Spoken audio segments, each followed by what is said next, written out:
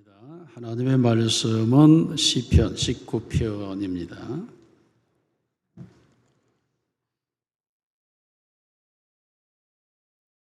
7절에서 11절을 제가 봉독합니다. 여호와의 율법은 완전하여 영혼을 소성시키며 여호와의 증거는 확실하여 우둔한 자를 지혜롭게 하며 여호와의 교훈은 정직하여 마음을 기쁘게 하고 여호와의 계명은 순결하여 눈을 밝게 하시도다. 여호와를 경외하는 도는 정결하여 영혼까지 이루고 여호와의 법도 진실하여 다 의로우니 금 곧 많은 순금보다 더 사모할 것이며 꿀과 송이 꿀보다 더 달도다. 또 주의 종이 이것으로 경고를 받고 이것을 지킴으로 상이 크니이다. 아멘. 우리 초보에 아마 말씀이 기록되어 있는데 고린도 전서 10장 11절 말씀 우리 같이 읽겠습니다. 시작. 그들에게 일어난 이런 일은 본보기가 되고 또한 말세를 만난 우리를 깨우치기 위하여 기록되었느니라. 아멘. 옆 사람과 인사합니다. 사랑합니다. 축복합니다. 당시 최고입니다. 네. 나라와 민족을 사랑합시다. 나라와 민족을 사랑합시다. 우리가 평소에는 하나님께 감사하는 마음으로 하나님의 축복 속에서 살아갑니다만은 항상 6월이 되면 이 민족에게는 아픔이 있고 또 고난의 시간들이 있었고 특히나 6월 6일은 이 나라를 지키기 위하여 순국하시고 또 신앙을 지키기 순교한 분들로 인해서 숙연한 분위기가 없지 않아 있는 게 6월이기도 합니다. 그러므로 우리는 이 나라의 미래를 항상 염려하며 기도하고 지나가는 것이 6월 한 달이 되어야 할 것입니다. 특히나 원치 않은 과정에서 6.3 대선이 있었고 그래서 국가와 민족을 위한 설교를 이제 세 번째 이어가게 됩니다. 130년 전에 하나님께서는 이 땅에 선교사를 보내셔서 하나님의 복음을 주셨고 복음으로 영적 자유를 누리는 민족이 되게 하셨습니다.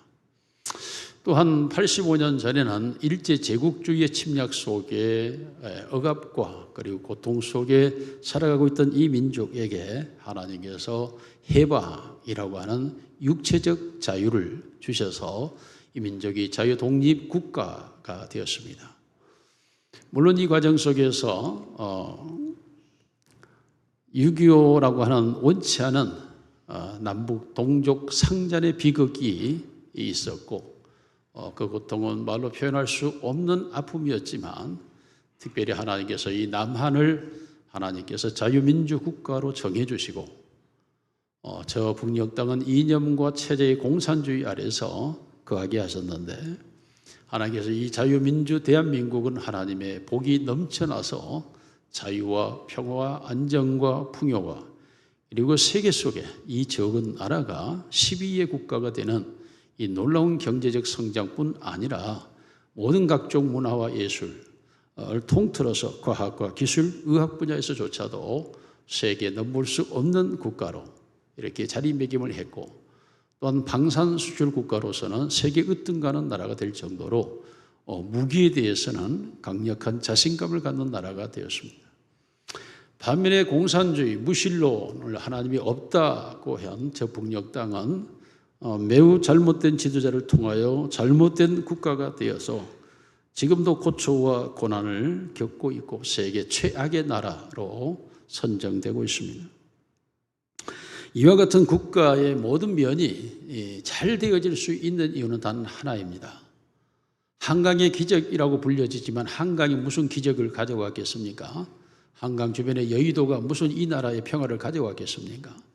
오직 하나님의 백성들이 하나님을 기쁘시게 함으로 하나님이 이 땅에 복을 주셔서 대한독립 만세가 되고 오늘도 하나님이 보호하사 이 나라가 안정되게 지켜지고 있는 줄로 믿습니다. 하나님께서 이와 같이 그 나라에 복을 주는 이유는 단 하나죠. 하나님과의 관계입니다. 하나님과의 관계가 가장 잘 되고 있는 나라 그리고 잘 되는 백성 그것이 바로 대한민국이고 하나님을 예배하는 나라가 된 줄로 믿습니다. 하나님께서 구약 이스라엘 백성들을 선택한 것은 하나님 열방의 제사장이요 하나님을 예배하는 나라로 선택했는데 그들은 실패했죠. 그래서 수많은 고난을 겪게 됩니다. 그러나 현재 이 나라는 약 80년 동안 하나님을 잘 섬기는 나라가 되었고 그래서 하나님의 복을 받아서 정말 풍요롭게 잘 살고 있습니다. 이 나라가 더욱더 잘 되기 위하여서 우리는 하나님과 어떤 관계를 가져야 할 것인지, 오직 하나님과의 바른 관계는 딱 하나의 길밖에는 없죠. 그것은 우리가 예수 그리스도를 믿음으로 성령을 통하여 등등 말하지만 그 모든 것은 하나로 합죽되죠. 그것은 하나님의 말씀인 성경입니다. 성경 말씀과의 관계가 곧 그 나라의 백성의 영적 정도를 정하는 것이고 그 말씀과의 관계의 삶의 수준이 하나님을 얼마나 영화롭게 기쁘게 하는가를 정하는 범주가 되는 것입니다. 그러면 하나님의 말씀과의 관계가 바르게 되어야 되는데 오늘 고린도서 10장 11절 말씀에서 이 백성들이 하나님과의 관계가 잘못되어졌다고 말합니다. 이스라엘 백성들이 놀라운 복을 받았죠. 이집트에서 430년 동안의 노예 생활을 하다가 하나님의 기적적인 능력과 권능을 통해서 그들이 그 가난과 압제와 허버짐과 고역에서 해방되어 진정한 자유민이 되어서 젖과 꿀이 흐르는 가나안 땅을 목표로 향하여 나아가게 되는 이 엄청난 하나님의 은혜를 입었음에도 불구하고 저들이 오히려 절망의 백성이 되어버렸고 가나안 땅에는 이르지 못하고 광야에 엎드려져 버렸다라고 성경 기록하면서 이것을 성경에 기록하였는데 기록한 이유가 후손들로 하여금 이 사실을 깨닫게 하기 위해서 깨우치기 위해서 이 말씀을 기록하였다라고 말하고 있습니다. 다시 말하면 하나님의 말씀은 우리를 깨우치기 위하여 기록되었다라고 말하고 있습니다. 그러므로 하나님의 말씀을 통하여 끊임없이 우리는 깨우침을 받아야 되는 것입니다. 말씀이 우리 속에 들어와 끊임없이 우리를 새롭게 변화시키고 우리의 사상과 우리의 감성과 우리의 양심과 우리의 의지와 우리의 습관을 날마다 이 말씀으로 깨우쳐서 하나님이 기뻐하시고 하나님이 원하시는 삶으로 나아가야 될 줄로 믿습니다. 이 백성들이 이 이스라엘 백성이 멸망의 이유를 성경은 기록을 하고 있습니다. 왜 하냐 하면 우리로 깨우치게 하기 위해서이죠. 첫째가 바로 우상숭배죄 때문에 저들이 광야에 엎드려졌다고 말합니다. 고린도서 10장 7절 말씀 같이 읽습니다. 시작. 그들 가운데 어떤 사람들과 같이 너희는 우상숭배하는 자가 되지 말라. 기록된 바 백성이 앉아서 먹고 마시며 일어나서 뛰논다 한과 같으니라. 이스라엘 백성이 가나안 땅을 향하여 가는 노정에서 시내산에 이르렀을 때에 그 모세를 하나님이 지도자를 불러서 십계명으로 계명을 주려 할 때 약 40일 동안 모세가 산에 올라가 내려오지 않자 이스라엘 백성들은 거기에서 우리를 인도할 자가 없다 하면서 금을 모아서 송아지를 만들고 이 금송아지가 우리를 인도할 자라 하면서 그 앞에서 술을 마시고 춤추며 뛰고 노는 이집트인들이 했던 행위를 그대로 하고 있는 거예요. 하나님의 백성들로서 하나님을 향하여 기다려야 할 그 백성들이 하나님을 찾지 않고 하나님을 기다리지 않는, 그리고 자신들이 신을 만들고 그 신이 우리를 인도할 자라고 고백하는 이 모습은 하나님의 진노를 사게 되죠. 여러분, 이 우상숭배는 신약에 와서 탐심이라고 말하고 있습니다. 탐심은 우상숭배니 말합니다. 우상이라고 하는 건 헛된 것이죠. 그러면 물론 지금도 헛된 바위에 가서 돌상 앞에 가서 우리가 나무로 깎아 만든 목상 앞에 가서 우리가 철로 만든 금상 앞에 가서 복을 달라고 비는 어리석은 사람들도 있지만은 또한 사람의 마음속에 품고 있는 우상이라고 하는 것은 헛된 욕심이에요. 헛된 욕심. 이게 탐심이죠. 탐심. 우리 안에 탐욕은 헛된 거죠. 그런데 사람들이 탐욕을 따라가기 때문에 이게 우상숭배가 되는 거예요. 권력의 욕심이든 명예의 욕이든 물질 욕이든 쾌락 욕이든 이 욕심을 정욕을 따라 행하는 것, 이건 십자가에 못 박아 버려야 되는 것인데 이것을 못 박지 아니하고 내 안에 주인 되어서 이 우상이 나를 지배하게 되면 이스라엘 백성들과 같이 멸망하게 될 것이라고 말씀하고 있습니다. 그러면 당연히 이 우상은 우리가 버려야 하는 것이죠. 하나님이 우리를 살리기도 하고 죽이기도 하고 가난하기도 하고 부하기도 하고 존귀하기도 하고 천하게 하고 하나님이 낮은 자를 들어 높은 자를 부끄럽게 하기도 하고 거름더미에서조차도 가난한 자를 들어 존귀한 자를 만드시는 분은 하나님이십니다. 하나님의 주권을 인간의 탐심이 헛된 것이 들어와서 하나님 노릇을 하게 하여 그 사람을 끌고 가는 것, 이것이 바로 우상숭배이죠. 지난 주일 제가 말씀했죠. 어찌할 거라는 말을 하지 않으려면 사람을 통하여 우리의 번영을 꿈꾸지 마라. 기대하지 마라. 국가의 안정과 평화, 잘되고 못됨이 사람에게 있지 않습니다. 정치와 교육과 문화와 의술과 예술에 있지 않습니다. 하나님의 주권에 있습니다. 그러므로 참된 하나님의 사람들은 탐심이라는 우상을 버리고 그 속에 하나님이 주인되어 자리매김을 하고 있을 때에 하나님은 적과 꿀은 가나안 땅으로 인도하실 뿐만 아니라 광야에서조차도 불기둥과 구름기둥으로 인도하여 주시는 것입니다. 두 번째로 이스라엘 백성들이 멸망한 것이 고린도서 10장 8절 같이 읽습니다. 시작. 그들 중에 어떤 사람들이 음행하다가 하루에 23,000명이 죽었나니 우리는 그들과 같이 음행하지 말자. 이들의 죄가 두 번째가 음란의 죄였다고 말합니다. 이것은 발람이라고 하는 거짓 선지자가 이스라엘 백성들을 꾀어서 모압 여인들과 함께 음행을 하게 했던 일입니다. 이 사건이 바로 저들로 하여금 가나안에 이르지 못하게 하였다라고 기록하고 있습니다. 여러분, 이 세상에 음란의 죄가 얼마나 가득 차 있습니까? 심지어는 이런 음란의 죄악들을 국가가 법으로 허락하려고 하고 심지어 동성애라고 하는 이런 음란을 허락하려고 하는 이러한 것들은 국가가 하나님께로부터 심판의 길로 가는 첩경이 되는 것입니다. 그러므로 음란이라고 하는 이 죄악은 절대 이 세상에 존재하지 않아야 되는 거죠. 특히나 여름철이 다가오면 강간 사건이 가장 많이 일어납니다. 여름철에 그렇게 되는 것은 물론 많은 노출 부위들이 심하게 발생하고 있기 때문 아니겠습니까? 이런 부분에 여성들도 매우 주의해야 될 필요도 있지만 남자들도 사람을 사람으로 생명의 존엄성을 바라볼 줄 아는 시선과 눈을 가져야 되겠죠. 그리 함으로써의 인간의 욕망의 도구로 여성을 바라보지 않아야 된다라는 것입니다. 뿐만 아니라 음란에 대한 특성이 3대 특성이 있다 그러는데 이제 가장 범하기 쉬운 죄가 이 음란이라 그래요. 이게 또 하나는 그럼에도 불구하고 가장 해결하기 어려운 것이 또한 음란의 죄고 또 가장 무서운 형벌을 받는 죄가 바로 이 음란의 죄라고 말합니다. 실제적으로 국가와 민족이 멸망할 때 반드시 음란의 죄가 성행합니다. 그것이 성경이 말하고 있는 소돔과 고모라의 모습이죠. 물론 하나님이 세상을 심판할 때 노아 시대의 사람들이 시집가고 장가가는 다시 말해 쾌락주의 시대와 사회가 되었다고 말하고 있죠. 인류 역사의 폼페이라고 하는 도시는 얼마나 음란한 도시였습니까?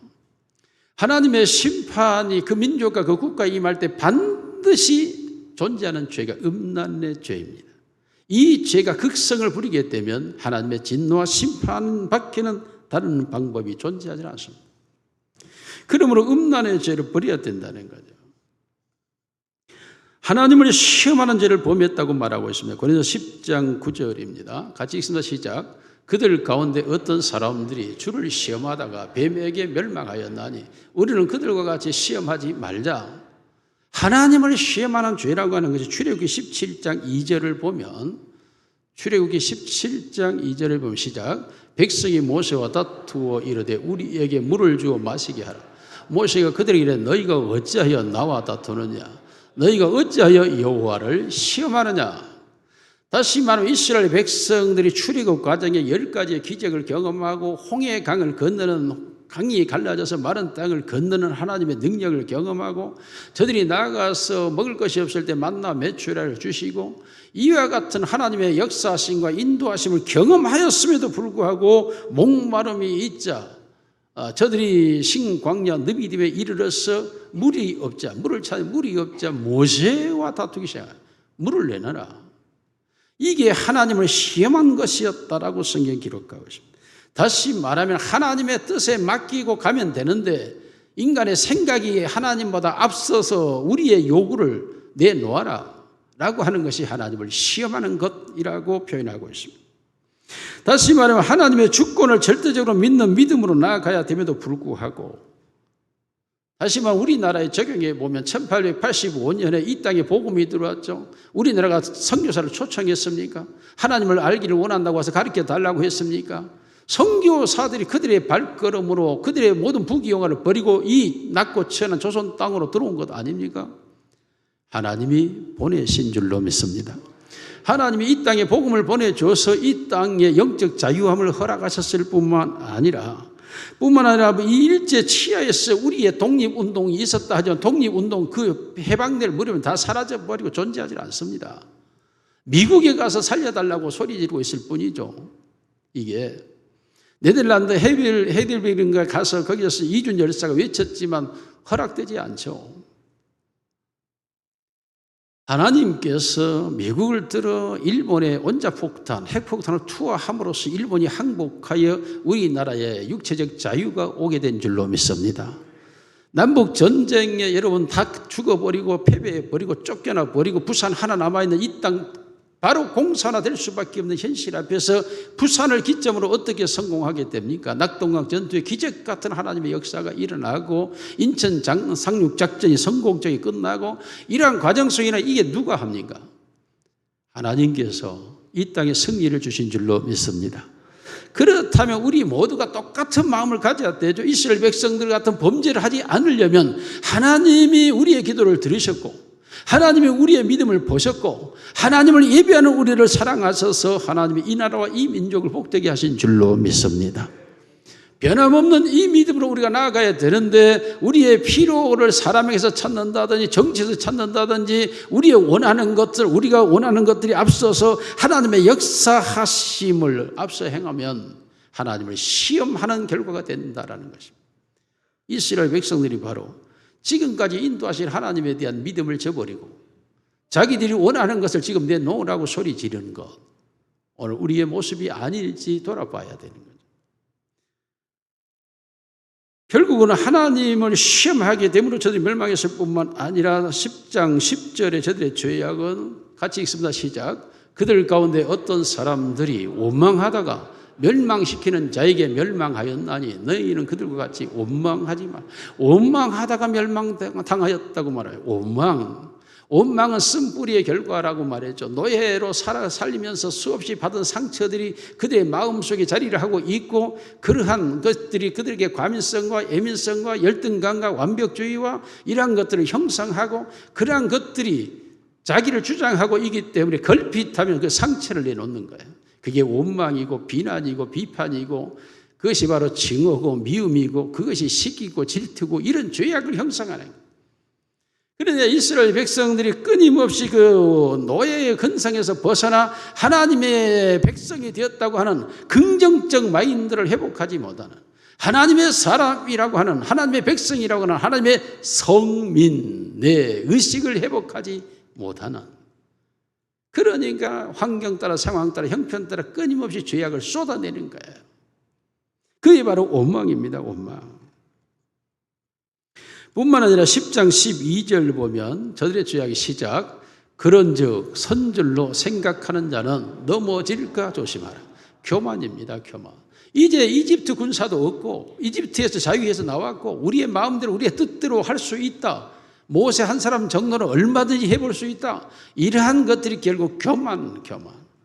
선줄로 생각하는 자. 이제 우리가 자유하게 되었고 우리가 얼마든지 마음대로 살아갈 수 있고 이러한 교만이 결국 저들로 멸망의 길을 걷게 하였다고 말하고 있습니다. 이스라엘 백성들이 하나님의 기적으로 출애굽했고 하나님의 능력으로 홍해의 강을 건넜고 그들이 그 모든 것에 진정한 자유함을 얻었음에도 불구하고 이스라엘 백성이 가나안 땅에 이르지 못하는 그 복록을 얻지 못하는 이유가 무엇인가 5가지 죄악을 말하고 있습니다. 우리 또한 하나님이 우리의 근대사에 이와 같은 복을 주셔서 이 어마어마한 복을 받았는데도 우리가 만일에 그 하나님을 예배하고 하나님을 영화롭게 하지 않고 간다면 우리 또한 우리 민족, 우리 국가도 어느 한순간에 어떤 상황으로 어떻게 망하게 될지 상상할 수가 없죠. 우리가 금주에 깜짝 놀란 뉴스를 접했죠. 이란이라고 하는 국가가 한순간에 패망의 위기까지 가는 이 상황, 한순간에 빚어진 것 같지만 그러나 이스라엘 모사드는 치밀하게 준비했고 계획되었고 트럼프와 더불어서 그들이 말을 듣지 않을 경우에 일어날 수밖에 없는 상황. 여러분, 국가의 흥망성쇠가 하나님께 있습니다. 그러므로 하나님과의 관계를 가져야 되는데 오늘 본문의 다윗이 바로 이 사건을 자기의 경계로 삼았다라고 말씀하고 있습니다. 그러므로 두 번째로는 하나님의 말씀이 깨우침을 떠나서 이제는 하나님의 말씀을 경계로 삼아야 된다. 다윗이 그 어려운 국가를 대제국과 같은 국가로 만들고 형성하게 된 이유가 하나라는 거죠. 주의 말씀을 내가 경계로 삼았다고 말하고 있습니다. 오늘 본문이 말하는 여호와의 율법은 완전하고 여호와의 증거는 확실하고 여호와의 교훈은 정직하고 여호와의 계명은 순결하고 여호와의 경외하는 도는 정결하고 여호와의 법은 진실하고, 그러므로 하나님의 말씀을 순금보다 이 세상에 인간이 가장 추구하는 물질 세계, 그 순금 물질보다 더 하나님의 말씀을 사모해야 할 줄로 믿습니다. 하나님의 말씀을 사모하라는 거예요. 하나님의 말씀을 사모하는 것이 곧 하나님을 사모하는 것이요, 나의 생명이 주신 예수님을 사모하는 것이요, 성령을 사모하는 것입니다. 왜요? 하나님은 말씀을 통하여 우리에게 다가오시고 말씀으로 우리가 역사하시고 말씀 속에 거하시기 때문에 이 말씀과의 관계가 우리가 어떠하느냐가 곧 하나님과의 관계요, 예수님과의 관계요, 성령님과의 관계요, 믿음의 관계인 것입니다. 그런데 다윗이 한 젊은 날에 실수할 수가 있었죠. 그래서 그런지 그는 그 이후부터는 하나님의 말씀을 자기의 경계로 삼고 이 말씀이 허락하는 범위 안에서 그는 살아갔다고 말하고 있습니다. 그랬더니 영혼이 소성했고 지혜가 있었고 하나님을 기쁘게 하였고 마음이 즐거웠고 눈이 밝아졌고 영혼에 이르게 됐고 의로워졌다고 말하고 있습니다. 하나님의 말씀과의 관계가 곧 우리의 삶에 직결되는 관계. 하나님의 말씀이 어떤 방법으로 우리에게 경고를 합니까? 하나님의 말씀이 그와 같은 일을 할 때 여러 가지 방법이 있습니다만은 이 말씀은 우리의 죄를 지적해주고 저희의 본성과 위험성에 대해서 우리에게 경각심을 갖게 합니다. 여호와의 말씀은 영적이며 도덕적인 행동 규범입니다. 우리의 사상과 생각에 머물러 있는 것이 아니라 우리의 삶의 모습이어야 되고 우리의 삶의 형태여야 된다고 말합니다. 그러므로 그 원리를 쫓아서 우리 자신들을 처신해야 할 것을 말하고 있습니다. 하나님이 원치 않는 것은 행해서는 안 되고 하나님이 원하시는 것은 반드시 행해야 된다라는 것이죠. 그래서 하나님의 말씀을 우리가 두 개의 규범으로 나누게 되면 영적인 규범과 도덕적인 규범으로 나뉘어집니다. 영적인 규범을 우리가 현실화시키면 그것은 복음이죠. 하나님이신 예수님이 이 땅에 오심과 십자가의 죽으심과 그가 부활하심과 승천하심과 다시 오실 그 주님과의 관계를 우리는 복음이라고 말하고 있습니다. 이것은 영적인 세계를 열어가는 지름길이죠. 하나님께로 나아갈 수 있는 방법이 오직 나 외에는 길이 없다고 말씀하신 대로 예수 그리스도의 관계 속에서 우리가 하나님의 보좌로 나아가서 하나님의 관계를 형성하는 것이기 때문에 영적인 것이며, 그 예수님께서 우리에게 성령을 부어주어야 우리가 성령 안에서 새로워질 수 있기 때문에 영적인 관계이며, 그러므로 예수 그리스도와의 관계가 예수님은 곧 내가 말씀이라고 말합니다. 태초에 있는 말씀이었다라고 말하고 있습니다. 그러나 더 나아가서 도덕적인 규범은 그 대표적으로 우리가 십계명이라고 말할 수 있습니다. 도덕이라고 하는 것은 이 세상을 살아가는 삶에서 우리가 지켜져야 할 것인데, 이 십계명은 우리의 도덕의 기준을 확실하고 명확하고 분명하게 기준 제시를 합니다. 진리를 알지 못하는 여행객에게 진리를 밝혀주고 안내하는 역할을 해주는 것, 인생이 살아가는 삶에 있어서 무엇을 하고 하지 않아야 할지에 대하여 명료하게 말씀해 주시는 것, 그것이 바로 하나님의 말씀 십계명으로 우리에게 주어진 것입니다. 그러므로 본문에 다윗이 주의 말씀으로 경계를 받았다라고 말하고 있죠. 말씀은 우리에게 경계라고 하는, 우리가 차를 몰고 도로를 달려갈 때 이연 표지판이 있죠, 속도 표지판이 있죠, 경계 표지판이 있죠, 공사 중이나 표지판들이 세워지죠. 이와 같이 우리가 인생길을 달려갈 때 하나님의 말씀은 다양한 방식으로 우리에게 경고를 주는 것입니다. 이 길로 가서는 되지 않는다라는 표지판이 설치되어 있고, 이 길로 가라고 하는 표지판이 설치되어 있기도 하고, 더 빨리 더 느리게까지 속도 조절까지도 존재하고 있는 것입니다. 우리를 위험에 빠뜨리는 것은 성경은 한마디로 죄라고 정의합니다. 이 죄라고 하는 것은 얼마나 가증스러운지, 우리를 하나님과 원수되기도 하고, 우리의 사랑하는 친구와 적이 되기도 하고, 내가 사랑하는 자를 원망하게도 만들고, 우리의 사람이 사람을 죽이는 살인까지, 극악한 형태까지도 이루어가는 것이 바로 이 죄라고 말하고, 이 죄는 우리의 영혼까지도 파멸시키며, 이 죄는 우리의 영원한 죽음을 가져오는 사망의 권세라고 말합니다.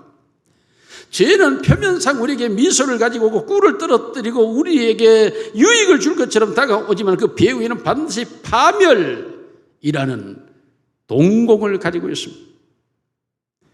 영원한 멸망을 가져오는 죄의 세력이라고 하는 것이 존재하고 있다는 것입니다. 그러므로 이 하나님은 이 죄에 대하여 명백하게 우리에게 경계하고 있습니다. 매우 정확하게, 그리고 매우 사실하게 명백하게 죄에 대해 설명하고 있습니다. 그러므로 성경은 우리에게 죄의 모양까지라도 버려야 된다고 말하고 있습니다. 그 죄가 우리의 생각 속에 들어올 때도 버려야 되고, 우리의 감정 속에 들어올 때 버려야 하고, 쫓아내야 하고, 우리의 의지 속에서 행동하려 할 때 우리는 그 죄를 막아야 되고 버려야 하고, 죄를 지어서는 안 된다라고 말씀하며 우리에게 각성을 요구하고 있습니다. 그러므로 우리가 이 죄에서 벗어나기 위해서 주야로 하나님의 말씀을 묵상해야 되고, 그 말씀을 내 심령 속에 새겨야 되고, 그 말씀이 내 영혼의 능력이 되어줘야 이런 허다한 위험에서 우리가 미리 예방되어지고 벗어날 수가 있는 것입니다. 마치 하나님의 말씀은 험한고 깜깜하고 칠흑 같은 어두운 바다를 비추는 등대와 같습니다. 우리가 인생길을 살아가는데 수많은 상황과 환경과 일들이 발생하고 있는데, 이 일들을 어떻게, 어디로, 어떤 방향으로 가야 할지 알지 못할 때에 하나님의 말씀이 우리에게 등대가 되고 빛이 되어 그 일을, 그 상황을, 그 환경을, 그 형태를, 그 형편을, 그 처세를 어떻게 해야 할지 우리에게 빛을 비춰주시는 줄로 믿습니다. 그러므로 하나님의 말씀이 우리에게 경계가 되어야 되고, 이 경계를 늦춰서는 안 됩니다. 이 경계를 받았다고 말하, 경계를 받고 하나님의 말씀으로 경계를 받아야만 우리가 죄를 이길 수 있는 힘을 갖게 되기 때문인 것입니다. 하나님의 말씀은 우리가 인간으로서 가져야 될 의무까지도 명료하게 밝혀주고 있습니다. 해야 할 일과 하지 않아야 할 일을 분명하게 말하고 있습니다. 그러므로 성경에 있는 성도들을 성경은 기록하고 있습니다. 모세를, 이삭을, 아브라함을, 야곱을 기록하고 있습니다. 다윗을, 솔로몬을 기록하고 있습니다. 바울과 베드로 등을 기록하고 있습니다. 그들이 어떤 생활을 어떻게 하였는지에 대하여 우리에게 명료하게 말씀하고 있습니다. 뿐만 아니라 그 성경 안에는 이사야, 예레미야, 에스겔 같은 선지자들의 외침도 기록하고 있습니다. 반면에 경각심을 가져야 될 실패자들의 모습도 기록을 하고 있습니다. 이스마엘을 또한 기록할 뿐만 아니라 함과 셈과 야벳의 경우를 기록하고 있습니다. 야곱과 같은 한배이지만 에서가 어떤 결과를 선택했고 그 결과가 무엇이었는지에 대하여 우리는 말하고 있습니다. 훌륭한 성도들의 발자취를 성경 기록해 놓으면서 이렇게 가면 승리하였다라고 기록하고 있고, 실패한 성도들의 모습을 기록해 놓고 그들을 따라가면 너도 그와 같이 된다라고 우리에게 명료하게 그림을 그려서 우리에게 성경은 말씀해 주고 있습니다. 하나님의 말씀은 쉼 없이 우리에게 외쳐지고 있습니다. 그런데도 불구하고 인간은 죄에 오염되어서 복종을 거부하고 순종을 싫어하고, 그리고 하나님의 말씀을 망각하기를 너무 빨리 함으로써 하나님의 말씀으로 가지 못하는 죄를 보호합니다. 그래서 다윗은 그 하나님의 말씀을 주야로 묵상하며 내가 그 말씀을 꿀송이보다 더단 말씀으로 내 안에 받아들였다고 말함으로써 드디어 하나님의 말씀의 경계 속에 살게 되었음을 선언하고 있습니다. 그렇습니다. 사람들이 싫은 것은 행하지 않습니다. 자신이 좋아해야 하는 것입니다. 꿀송이처럼 그 시대에 가장 맛있고 가장 귀하고 가장 존귀한 꿀송이 같이 하나님의 말씀이 내게 여겨질 때에 나는 말씀을 따라 살아가게 될 수가 있고, 하나님의 말씀이 순금보다 못하고 하나님의 말씀이 내가 원하는 육신의 필요보다 부족하다고 느껴진다면 그 말씀을 따라가거나 순종할 리가 만무한 것입니다. 다윗은 경험했습니다. 젊은 날에 밧세바를 통하여 범죄한 이후 하나님이 그 집에 3가지의 징계를 내렸고, 그 징계로 인하여 그의 인생이 얼마나 고달팠던가를 다윗은 몸소 경험했습니다. 그러므로 다윗은 이제는 하나님의 말씀이 나의 삶의 경계라고 외치고 그 말씀을 위하여 주야로 묵상하며 살다가 그는 마침내 동료를 그의 침상에 넣어줬지만 다윗은 거절합니다. 하나님의 말씀의 경계로 그의 삶을 살았기 때문이라고 말하고 있습니다. 오늘 우리가 인생을 살아가는데 막 살아서는 안 됩니다. 멋대로 살아서도 안 됩니다. 좋을 대로 살아서도 안 됩니다. 내 기분대로 살아서도 안 됩니다. 하나님의 말씀이 인생에 정하여 있는 그 의무를 따라 살아갈 때에 하나님이 우리에게 복을 주시고 이 나라와 이 민족을 축복하시고 우리의 후손들에게 복된 나라가 주어지게 될 줄로 믿습니다.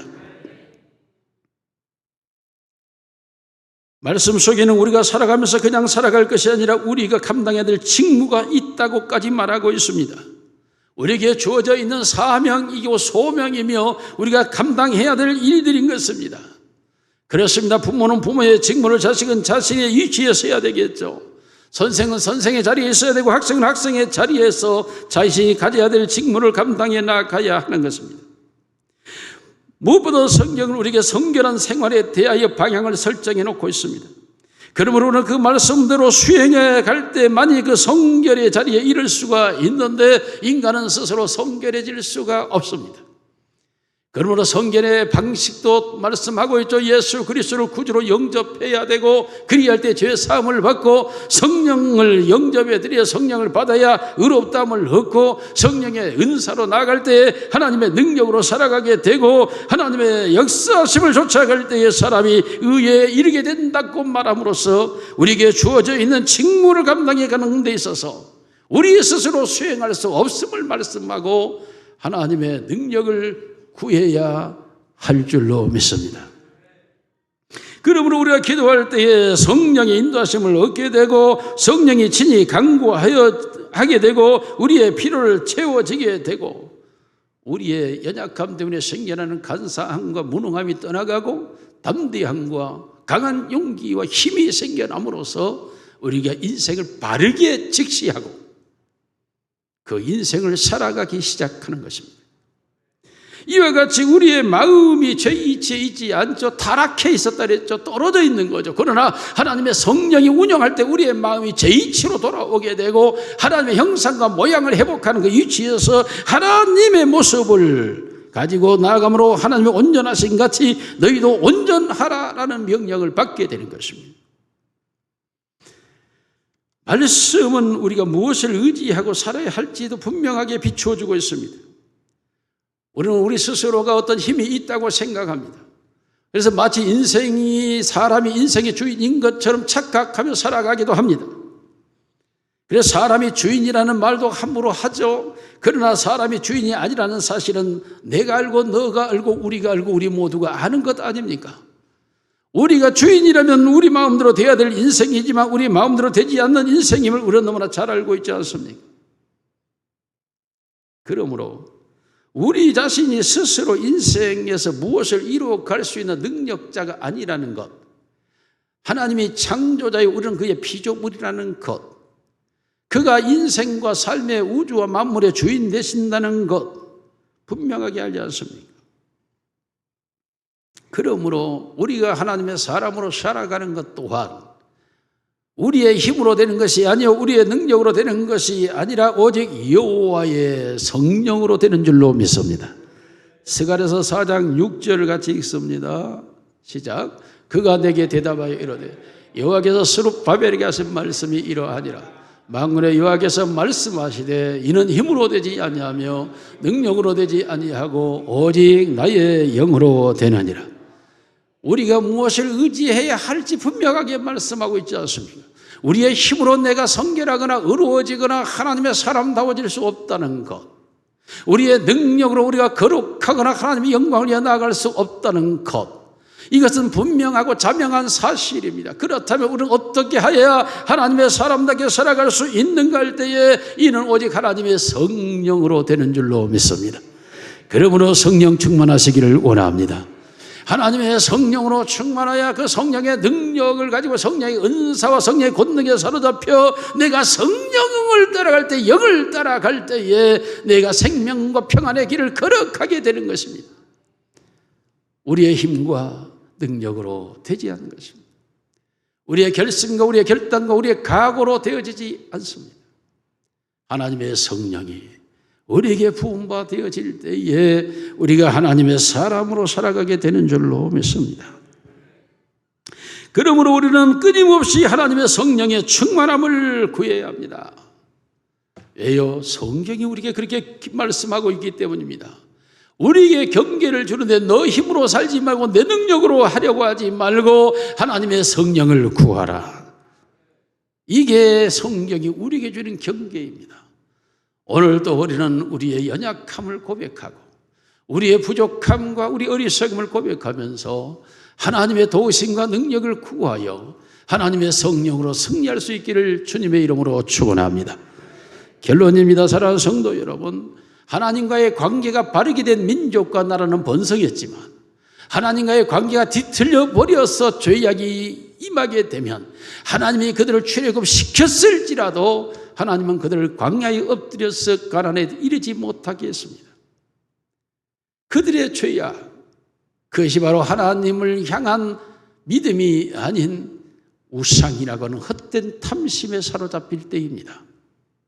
이 나라와의 안정과 번영은 하나님께 있는 줄로 믿습니다.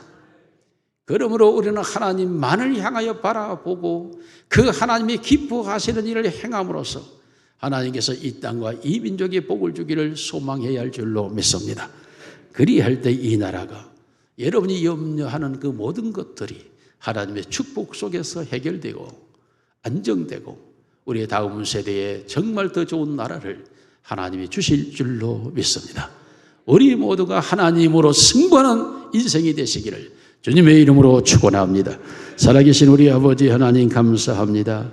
성경에 기록된 말씀을 통하여 우리가 어떻게 하는 것이 이 땅에서 하나님의 복을 받는 삶이 될지를 말씀하여 주시니 감사합니다. 출애굽하여 광야에서 엎드려진 이스라엘 백성과 같이 않게 되기를 원하여 우리에게 깨우치기 원하고 경계로 말씀을 주신 것을 감사합니다. 다윗처럼 이 말씀을 경계로 삼아 우리의 삶이 말씀으로 승리하게 하여 주시옵소서. 오직 말씀을 통하여 하나님을 아바 아버지라 부르며 예수 그리스도를 나의 구주로 영접하며 그가 나의 삶의 주인 되심을 인식하고 성령의 능력을 따라 살아가게 하옵소서. 하나님을 예배하는 자로 살기 원하며 하나님의 복음을 전하는 자로 살기를 원하며 하나님의 나라가 이루어지기를 원하며 살아가는 우리의 소원이 되게 하옵소서. 우리가 이와 같이 하나님의 영광을 돌릴 때 영적 자유함의 복음의 나라와 육적 자유함의 평화의 나라, 자유의 나라가 될 줄로 믿사오니 우리 아버지 하나님 우리를 보시고 이 나라의 복을 주시옵소서. 우리 주 예수님 이름으로 기도드리옵나이다. 아멘.